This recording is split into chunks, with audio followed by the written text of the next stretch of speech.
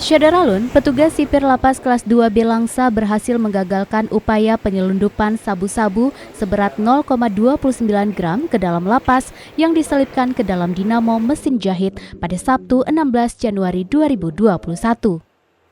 Petugas awalnya mengamankan satu pelaku, seorang wanita berstatus janda bernama Mardiana, 42 tahun, warga Dusun Sukamaju, Desa Bintang, Kecamatan Bandar Pusaka, Aceh Tamiang. Pemesan sabu itu adalah 3 narapidana lapas, yakni Agus Salim, M. Joni AR, dan Syahril, telah diamankan di kantor Badan Narkotika Nasional Kota Langsa untuk pengembangan dan proses hukum lebih lanjut.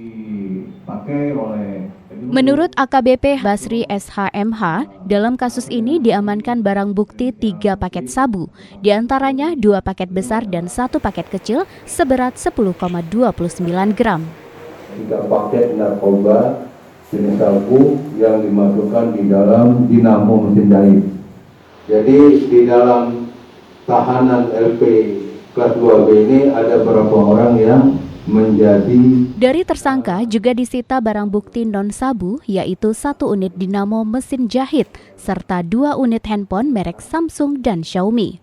Tersangka dikenakan pasal 114 ayat 2, junto pasal 112 ayat 2, Undang-Undang RI nomor 35 tahun 2009 tentang narkotika dengan ancaman pidana maksimal 20 tahun penjara dan minimal 6 tahun penjara.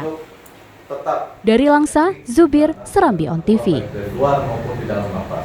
Apa yang kami lakukan kegiatan itu seperti penggeledahan ke dalam.